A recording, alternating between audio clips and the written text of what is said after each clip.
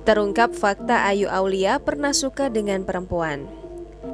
Nama Ayu Aulia kini tengah jadi perbincangan publik. Itu karena viralnya video ciuman sang model dengan aktor Zikri Daulay. Beberapa bulan sebelum viral skandal ciuman Zikri Daulay, Ayu Aulia pernah mengaku suka pada perempuan. Itu terjadi karena ia sakit hati pada seorang pria. Rasa benci itu timbul karena Ayu Aulia pernah kecewa pada pacarnya. Keduanya hampir menikah tapi memutuskan berpisah. Jarak Australia dan Indonesia menjadi kendala. Ayu Aulia pun merasa tak mendapat perhatian sehingga mencari pelampiasan. Tapi Ayu Aulia akhirnya kembali normal dengan menyukai seorang pria. Walaupun tak bisa dipungkiri, pria tersebut merupakan suami orang.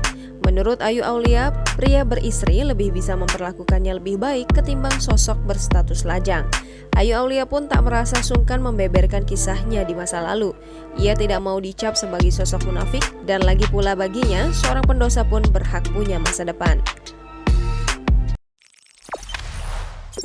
Jangan lupa subscribe, share, komen, dan like ya!